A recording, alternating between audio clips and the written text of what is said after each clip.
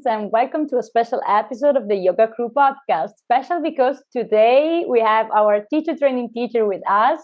She's also owner of Commune Yoga and Awakening Yoga Academy, where we train with. So without further ado, welcome, Carling. Hello, everyone. Thank you for having me. Hi, Carling. Yeah.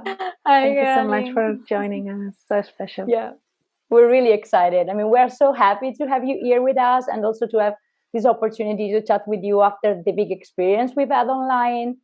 And so me and the girls, as you all know, talking to our listeners, met during your 200 teacher training with Awakening Yoga Academy last summer, despite the distance. And I live in Italy. Maria and Serene are living in London. So welcome, you two girls. So let's start. Yeah, hi. Let's start. So the topic is very common, but not obvious. And probably the most asked question in the world of yoga is, do I need to be really flexible to practice yoga? And I think this is always asked, kind of. And people often think they can't because they are influenced by the image of yoga that is running through social media today. So what do you think, Carling, about this? You know, I think it's funny because, yes, social media totally contributes to that. But I think that's like a pervasive misconception that everyone has always had about yoga. I mean, before social media, what was it like? A few DVDs in Whole Foods and then, books with big Ashtanga poses on the front. So I think always, the thing you get when people are like, well, I can't start yoga. I can't even touch my toes. And again, that's silly. That's being like, oh, I can't take a shower. I'm like too dirty. Like, dude, that's the whole point. Like that's we're going to get there. So I think it's natural. We all want to feel like we're good at something, like we belong. And so, it's tempting to not want to do things because we feel like it's not our forte, forgetting that everyone's a beginner and you kind of have to, hate to say it, suck at things before you get comfortable at them. And so, certainly not. And the goal of yoga is not to be flexible in body, although that's a lovely outcome, like side effect of it. But it does take some tough convincing to get people to trust the process. And like, it's okay that this is tough in your body. Like, we got to eat vegetables and we got to have dessert, but we also got to eat vegetables. So sometimes we have to do hard things and things we're not good at to get through to the actual depth of the practice and that inquiry part. Because you don't get much inquiry or fruitfulness if it's just like positive feedback all the time. Like, oh, I'm good at this. I'm good at this. I'm good at this. Why would, what are we doing if we're not walking through a little bit of muck along the way? For sure. And I think that obviously we know that yoga is a practice that it will help with flexibility in the long run. But I think, like if you count how many times you were asked, I cannot even touch my toes and things like this, right? It's just, that's not obviously in something that we discuss in other episodes, but that's not just only, what yoga is about.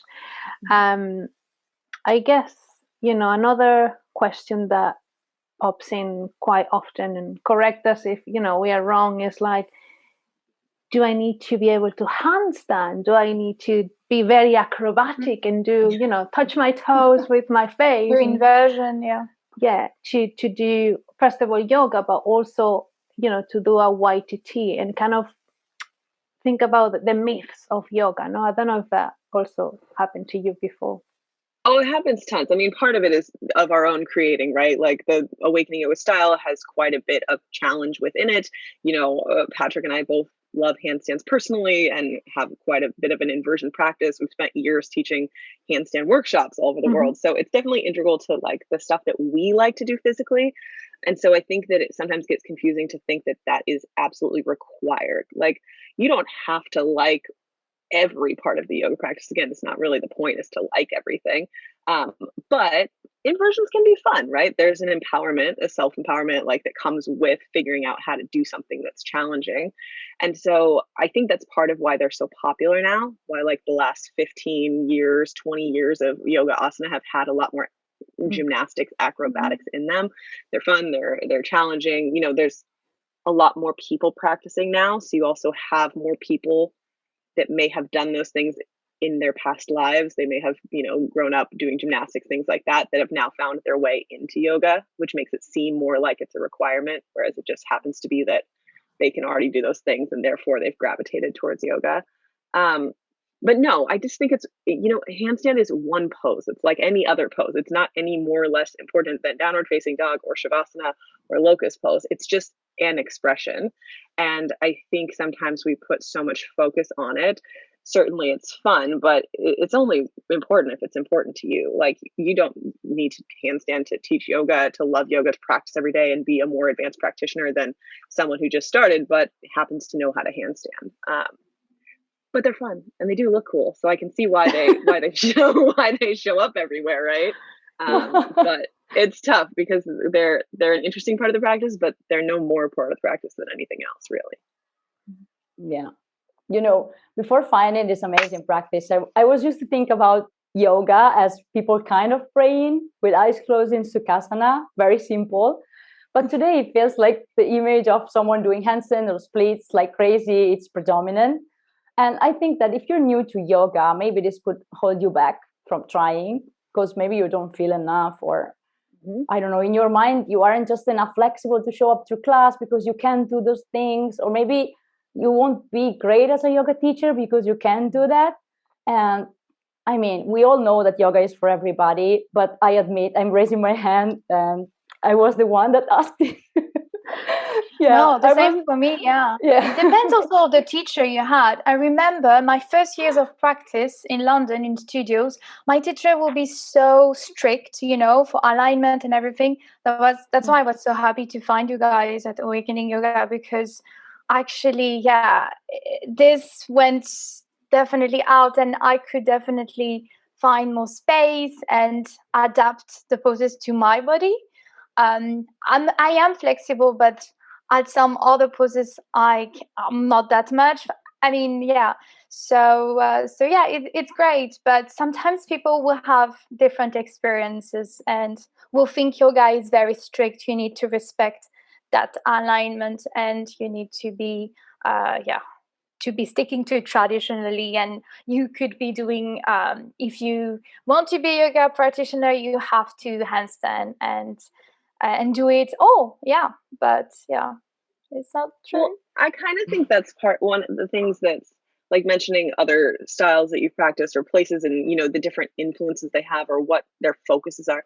It's kind of the beauty of yoga, right? It's like yoga as of itself, like yoga asana is such a giant umbrella. Like that's the same as saying I play sports. Like, okay, cool. What sport? Do you play baseball? Do you play basketball? Do you play soccer? Do you play tennis? They're all different. And yoga asana has so much underneath it that I think there is a style of asana that everyone can do, that they can feel comfortable in, that they can gravitate towards, that they feel like there's enough balance of challenge and success and, motivation and the right type of teacher and the right, other side spiritual practice that matches up with it, that gives them the balance they need. But I just don't think everything is for everyone. And I think that's hard about the yoga practice, because even though we all want to say yoga's for everybody and for every body, the truth of the matter is that not every style is for every body and every person, whether that's the style's choosing or the person's choosing. Like there's just some things that aren't going to link up, You could certainly practice the primary series, the Ashtanga style, every day in any body that exists. You could practice it, but it would have to look different. So if you'd like to do Ashtanga, then you're going to have to do it different to make it work for you. And that's like a choice that we make. Okay, well, do I want to do it this way, or would I rather do something that just makes me feel better without having to change everything? Like that's the interesting part, is I think as more people come to yoga, they just go to whatever class or teacher is in their neighborhood, or that, someone recommended or is down the street or they saw a flyer for. And sometimes that can either be a quick like love affair, or it's a really quick turnoff because you show up to that style that just isn't going to be the one. And you're like, not for me, not flexible, not this, can't handstand, and, it actually takes a little bit more soul searching, I think, to find the style, which is part of the struggle, jumping right into TTs and things like that. Is it's totally worth spending time exploring the whole vast world of yoga and seeing, like dipping a toe in and seeing what really speaks and resonates to you, rather than thinking that one thing is the only thing, because there's so many things. Yeah, I agree. And I guess maybe that's the reason why you and Patrick created Awakening Yoga, because, us as practitioners of Awakening Yoga, and now as teachers, part of the the type of yoga that you guys created. Like, it's very easy for us to see that it is an adaptable practice that is for everybody and for everyone, and I think it's something that we see in our students as well. Like, for example, I teach now like people who are my age, 30 something, but also I have a kind of like older practitioner, and it's the same kind of class, but that's that adaptability from Awakening Yoga. Yeah, I have kids and they love it. I love that. 13. And I'm pregnant, so I totally relate to what you were saying, that awakening, the sun salutation, everything, it's definitely great. So I feel like my new practice right now, I feel the transition not too bad, because when I practice, exactly, it's not like I feel more space, right? So I'm not changing too much my practice right now. So definitely. That's part of the point too. Like, Awakening Yoga is like, it's a system within many long established systems. You know what I mean? It's figuring out how to kind of, there's a fine line, I think, between like just picking and choosing what you want, which can sometimes be disrespectful to the systems and the methods in and of themselves, and finding ways to integrate with ode and with respect to where things came from. Because obviously Patrick and I have been practicing and teaching for a very long time and have spent a lot of time in multidisciplinary practices and seen, okay, this seems to work for most people. This seems to constantly be a struggle. So how can we make these approachable and adaptable without like throwing, I hate this term, but I don't have another one, like the baby out with the bathwater, right? Like, finding a way that's, after having a kid, I remember going like, that's a really weird saying that I never heard that before. Oh, maybe that's an American saying, but like, you don't want to throw it all out the window. And so I think there's a sweet spot in between where you can figure out how to, because if the practice doesn't work for you, you're not going to do it. And that's the struggle with super strict methods. Because I like the approach of a method. You have a path, you have a container for your practice. But if it's so rigid, then as soon as you step out of those bounds, like you get pregnant, something changes, your body changes, then it's so easy to completely have to step out of the practice because there's no way to make it work.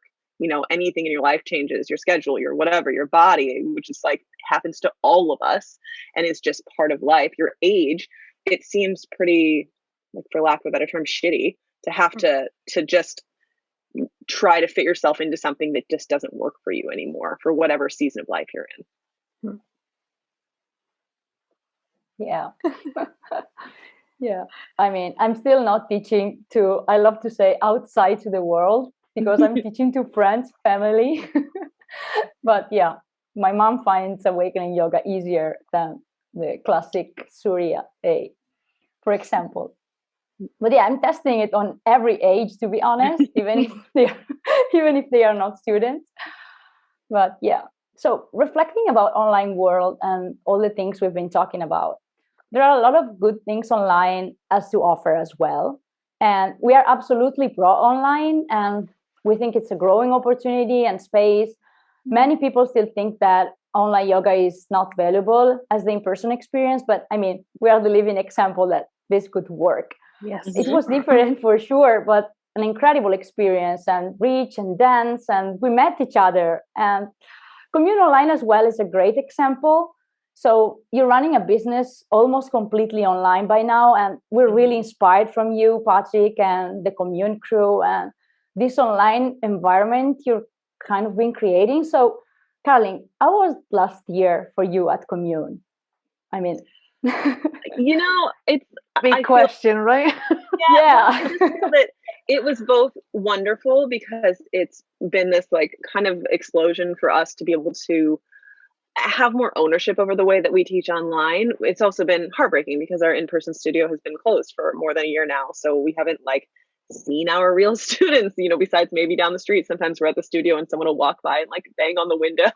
And that's kind of, we're missing that connection deeply. But from the online perspective, Patrick and myself have been teaching online for, God, probably almost a decade. Like we were teaching on YouTube for ages, many classes which have since been deleted. And then we were teaching with Cody and Ala Moves and all these different avenues. And so while that's given us a lot of experience to make the transition to online when everything happened with COVID pretty seamless for us, it also was I don't know, it felt like a refresh, a new opportunity, because teaching for other companies and things like that, you're teaching, but you're teaching within their vision, within their model. Whereas we could finally say, okay, kind of similar with Awakening, okay, well, we've worked for these other people, we've done this other thing, and here's what we always felt was missing. Here's what we wished could happen. Like, we would teach things for other companies, and you kind of just, you teach the class and you walk off set and you're like, well, okay, it's off into the ether. Like, you kind of blacked out for the whole thing. You don't even remember what you taught.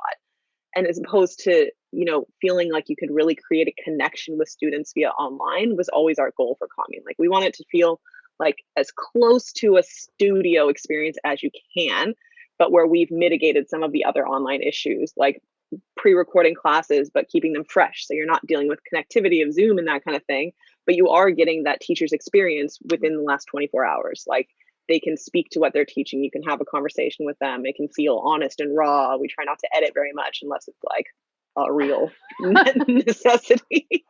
So that, for us, it just mattered, not just for the students, because we wanted to keep the community alive, but also for us. Like, it's been hard for any teacher to figure out what's your place in this online world. How do you keep doing what you love when everything you love, like, was in a closed room breathing together, the exact opposite of what we were all supposed to be doing. So it's been a lifeline for all of us to just get to keep teaching too, and stay connected and stay enthusiastic, because I know that's a struggle for everyone who thrives on the in-person experience of teaching. So I don't know, it's been a mix of both. I'd say it's been much more joyful than sad.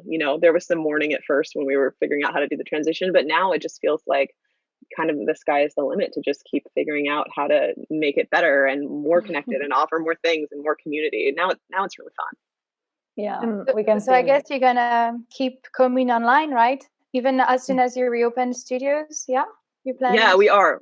We definitely are. The goal is to then take everything we're doing now and keep expanding, but now to offer live stream classes. So we're going to put a nice camera in the back of the room at the studio, and once a day, the teacher will wear a mic, and we'll send those classes onto the platform. So now you can practice the individual ones where the teacher's talking just to you that we do now, but you'll also get to feel, I personally love these ones, but you kind of feel like you're a fly on the wall. You get to like be in the studio and see the students doing it and hear the teacher really talking to people and how would they exist in a real class. And I've taken classes like this for years. There was a studio that had teachers Patrick and I adored back in our like yoga infancy that used to do these. And I used to take them every day after work, and they just made me feel like I knew the other students there. It was like, oh, so-and-so, look at Jack in the front row working on this and working like, it just, for me, it made me feel actually really connected. So I'm very excited to offer those classes as well once we reopen this summer.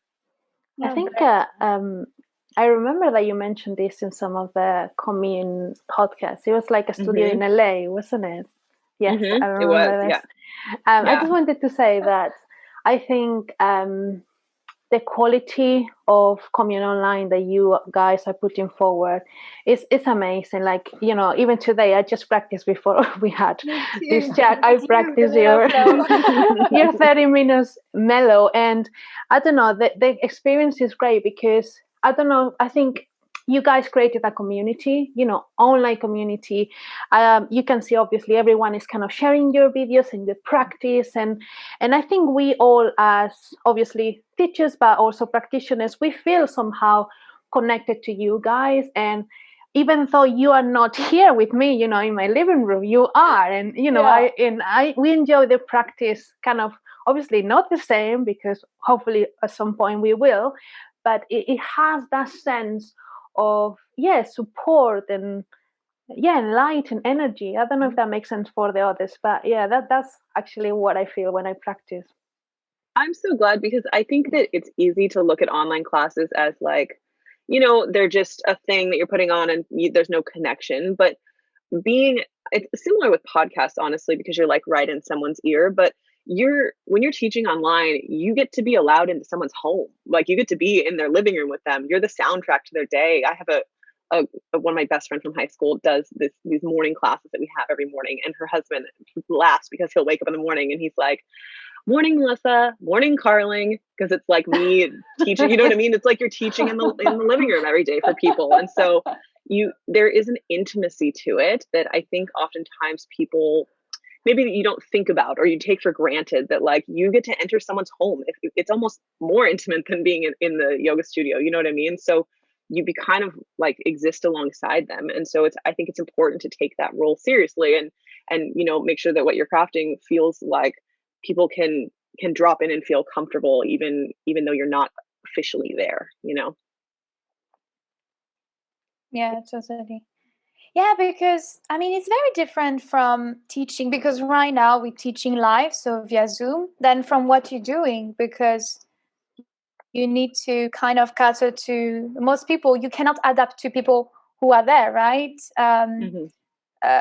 With you live. So yeah, I mean, I feel like it's still the same impact, because whenever I practice with you or with any other people from Commune, it's just, yeah, I feel the same experience. Yeah, it's just it's just great. So yeah, I mean, just to tell you that we're definitely practicing with you every day with Commune. So yeah, we definitely. So Colleen, what do you think about the future of online yoga now that things are getting better, which is positive, right?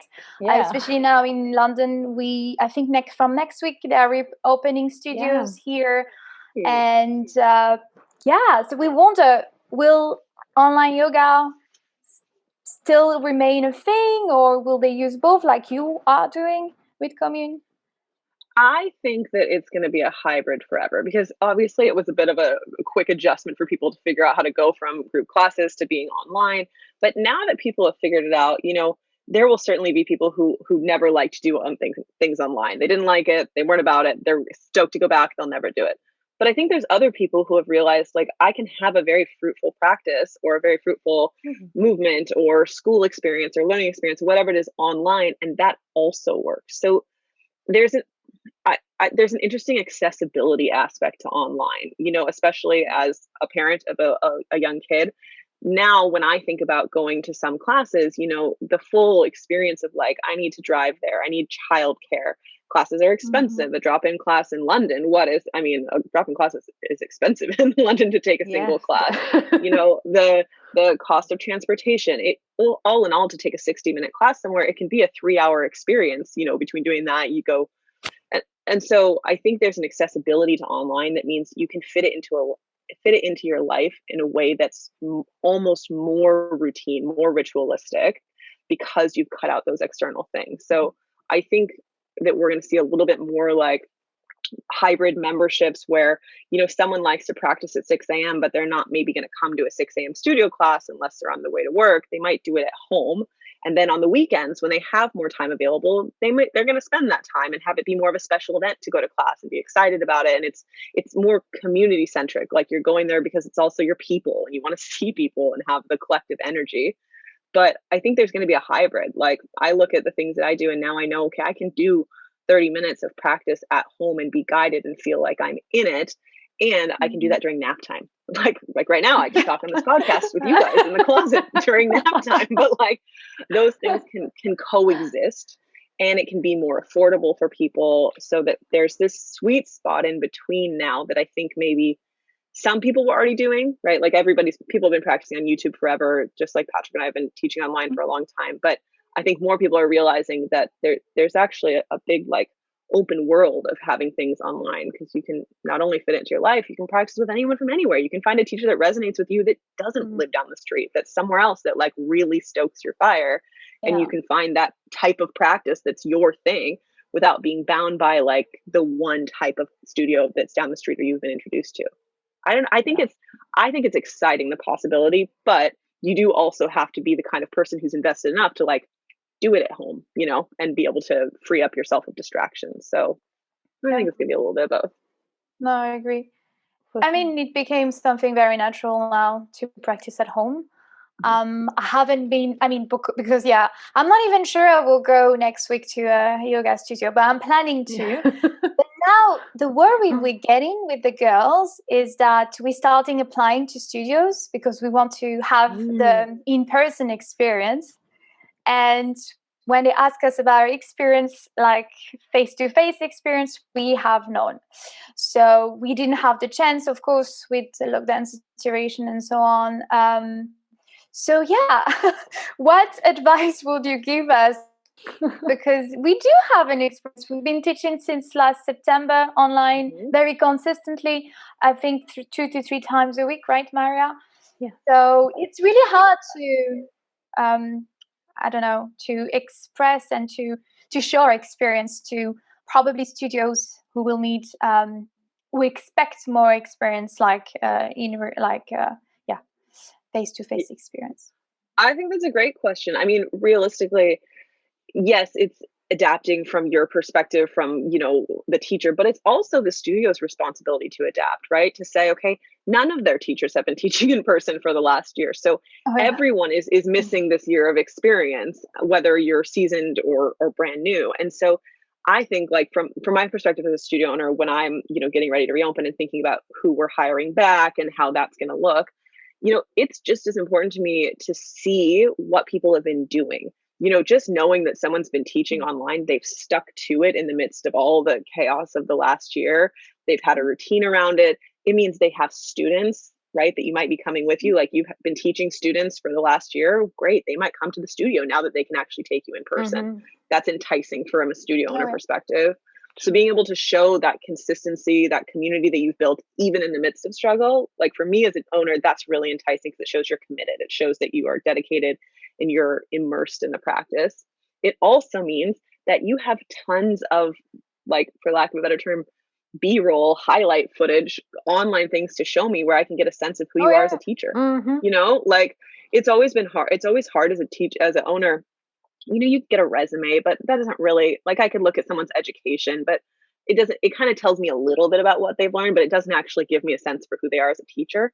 So then you're stuck with awkward audition classes, which are never the best representation either.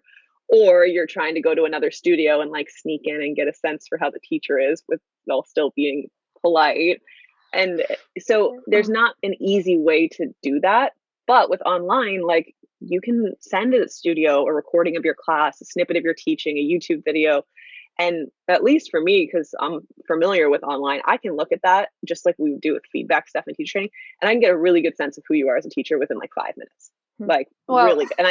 And so I think that every studio is gonna be different, but I think that, convincing them that your online resume or your video resume, maybe it's no longer like a piece of paper resume, but it's like, here's a YouTube reel of me teaching, and here's how many students I've been teaching a week, and here's how committed they are, and they all live in this area, so they're likely to come over to your studio. I think those are all ways to remind studios who may have been shut down and not teaching online and might be a little out of touch, because some of the ones, some of the ones that survived, how they survived just by, like, totally shutting down. And so they might need a reminder that, like, the landscape has changed to some degree and that you are experienced in a very valuable way to them. And so everyone's going to be getting their bearings again, getting it back in front of people. Even us, we've been teaching the same 5 of our team. You know what I mean? Like, I teach class and Patrick's in the corner, or Shelby teaches class and CJ's off camera. But even us, we're like, oh man, we're going to have to, like, get back in the swing of it with people. Faces. So you're not the only ones, everyone's trying to figure it out. And I think reminding studio owners that you've been honing your skills the whole time is huge. I think that was so important what you just said, Carling, because I actually have an experience that I shared with Serene and Ale last week. And, I went to do a first trial, like official trial for a studio. And my first ever, right? So first ever being actually in a physical studio, me in just a person who was hiring, just sitting there and just rolling through a class. But I think a very good point that you made is that studios need to start understanding the future, like what is next. And I do feel like from that experience that I had, that maybe not everyone is prepared, not everyone is kind of thinking about the future of yoga or the future of teaching. And I know there is kind of like a few studios that they might be just thinking like, just like if you haven't taught in a studio before, or like in a physical studio, you don't have that experience. So basically what I'm trying to say is, like, long story short, is that I think there is a very big need for studios to adapt to this new way of teaching. That's kind of what I wanted to say, and I just lost the track of it. I agree. A lot of studios just hit the pause button. You know what I mean? And teachers too. Some people just hit the pause button, survived however they could survive the last year, because, we've all been through trauma over the last year. As much as we all want to get back to normal, there's a lot of recovery that needs to happen. And from a business perspective, you have to figure out, what does that look like? If it's, yoga is one of those things that it's old school, there's traditionalists, there's all these different things, but from a long-term perspective, things just can't be done exactly the same way they were done before. It's just like the world is different now. And so that things have to shift and adjust if you want to be sustainable, I think, as a business, but also as a person who loves yoga and wants to continue to share it. It's just figuring out how to tweak it and continue to share what you love, or continue to offer what you love to your students, but through a way that feels comfortable for everyone now, because everyone's got a different set of things now that they're working with, and studios have to figure out how to be adaptable too. So I think it's going to be an interesting challenge, trying to just switch things back on right away. I'm not sure that's going to go as well as some businesses think it's going to. So it's just going to be a process for them and for you as teachers. Yeah, I think for us, definitely, because obviously, as you know, you were part of this. It's like we learn in an online environment, right? And I guess we are a little bit opposite than other teachers, where they taught in studios for many years and they actually had to learn to use Zoom. So for us, it's kind of the opposite. So I just think there is a lot of opportunity for us as new yoga teachers who specifically, we qualify through the pandemic, and we've been teaching online for the past year. But I know there's going to be some challenges. So I'm quite excited, terrified, kind of half and half, Yeah. But I'm sure it's gonna be fine, because I think we feel very prepared from the training. I don't know what you guys think, but I do feel very prepared, very comfortable teaching. So thank you for that. I think once you all get back into class and start taking class too, you're going to really quickly see how all the experience you have teaching online and everything you learn, you're going to be in class and look up at the teacher and go, oh yeah, I got this. Oh, you know what I mean? Like, oh, okay, I know this. Or, you're going to do your same teacher training brain nitpicky thing where you're like, she forgot the left side, and rework it in your head. And, because that's just, once you've got the teacher brain, you've got the teacher brain. But I think you probably all will be surprised how once you just start to feel comfortable again in studio and around people, that the other chips are going to fall into place. I think so too.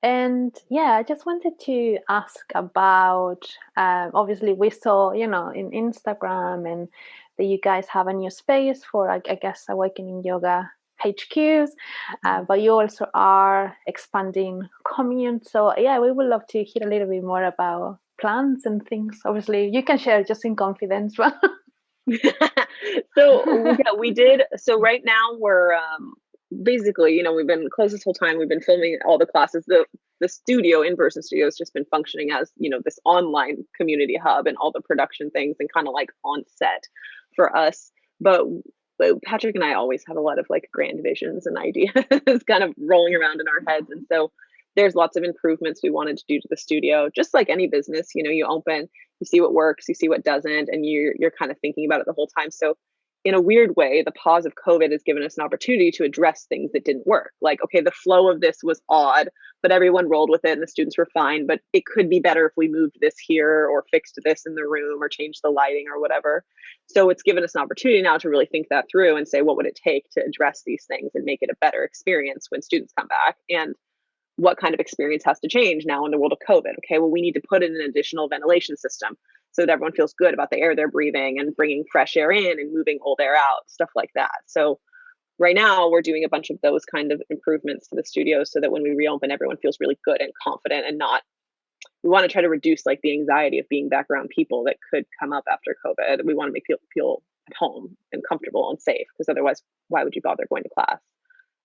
So we're doing all of that in the studio. And in the meantime, we found this amazing, we just stumbled into this really cool loft space that's this like old foundry building in downtown Seattle, which is like got space for a studio, and we've got room for offices. So Patrick and myself and the team can finally have a place to like sit down and work, because, you know, the other side of an online studio, which you know, but you don't know it, like before you do it, it's just that there's a lot of admin, right? If you're running things online, you got to be on the computer more than ever before. So it's nice to have a place to go and to stay organized, and for everyone to kind of have a separation a little bit there and be able to like be at work versus always, you know, at work in studio, all that kind of stuff, work from home. I think everyone was excited to have a separate place to just like be creative and teach and have it feel like, you know, something special. So that's the place where we're going to film most of the online classes from moving forward, with the exception of the live stream stuff, which will come from the studio once we reopen. So there'll be a mix of the two. And then for Patrick and I, it means that we have a place to teach trainings. And so we can teach our online trainings from there.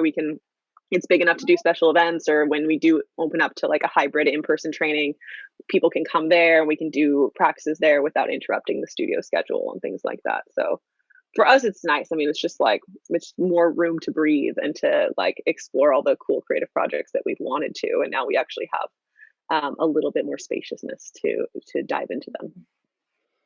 That's amazing. And are you planning to run any training abroad? Yeah, we want to know. we totally are. I mean, we've been so hesitant to book anything again, just because I would hate to book something and have people sign up and pay money and have to cancel it and go back. And that's been a hard thing, I know, for everyone over the last year. So we've been trying to really hold off until we felt good about things. And I know good is relative depending on where you are in the world right now.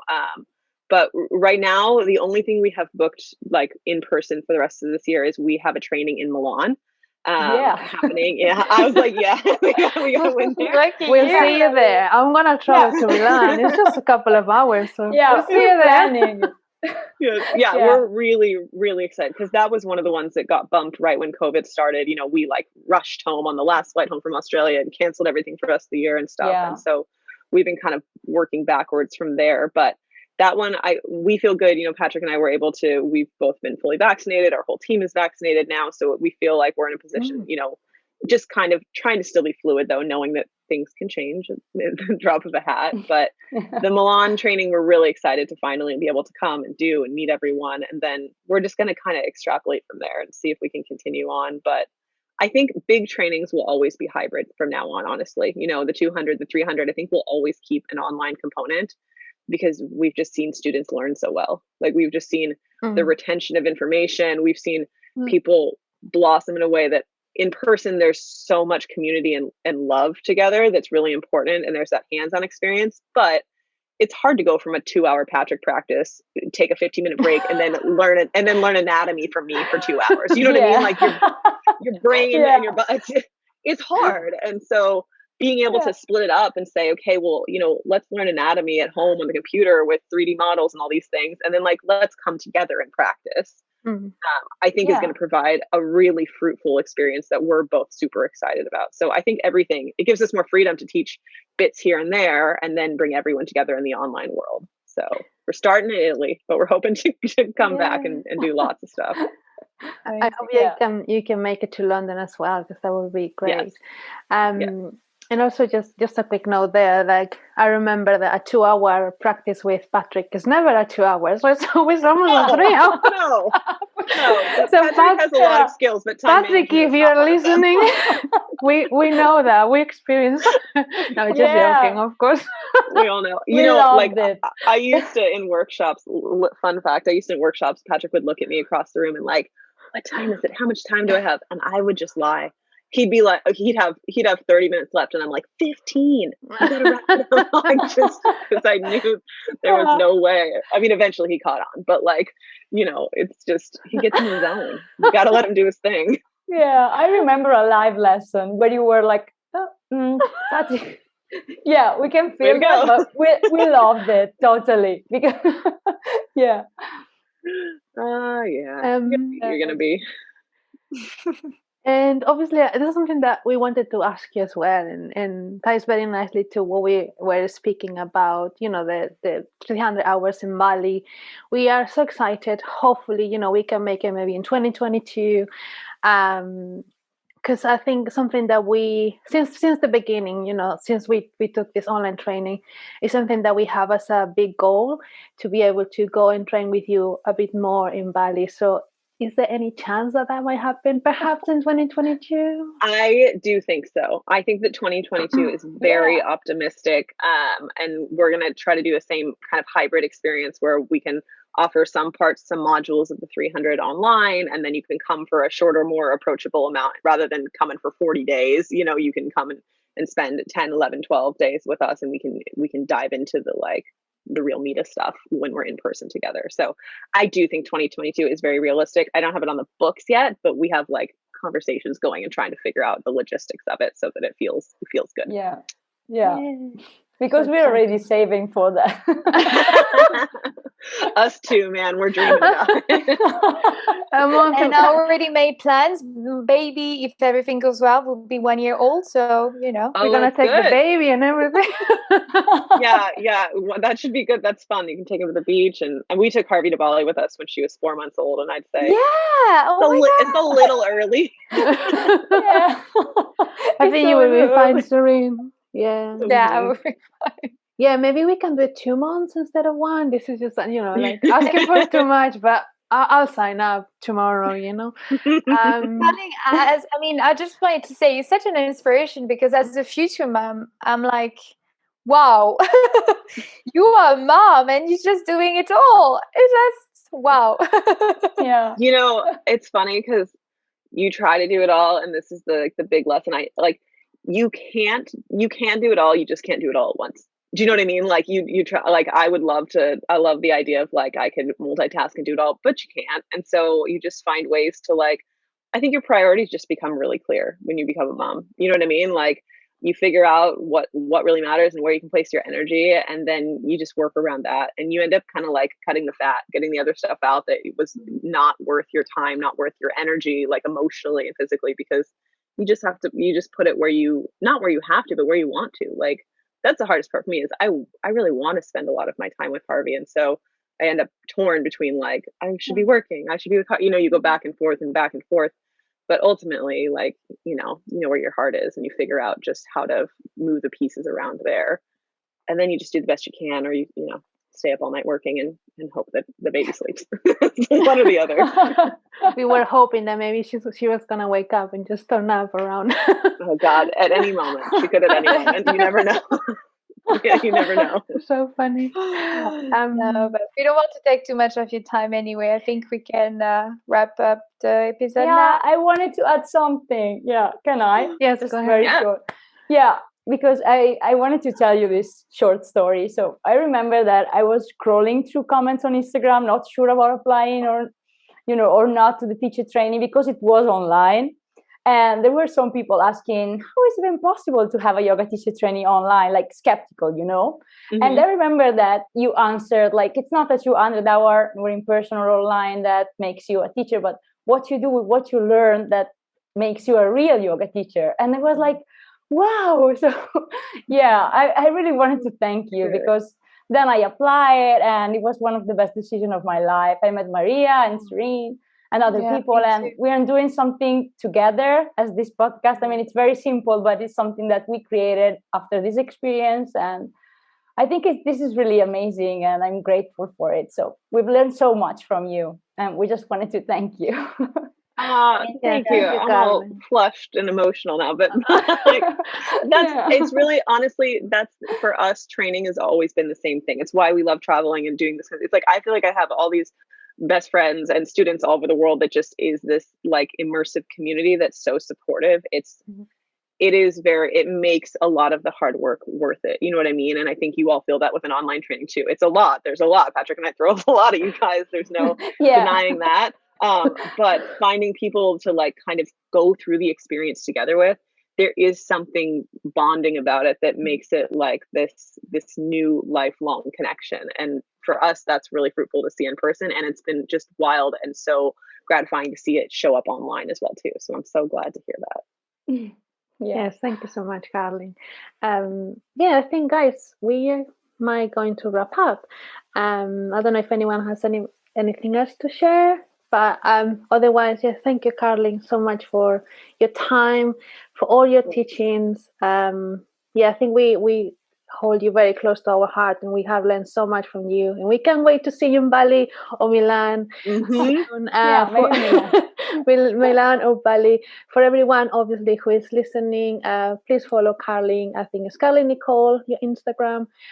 Also, obviously, Commune online, Commune Yoga.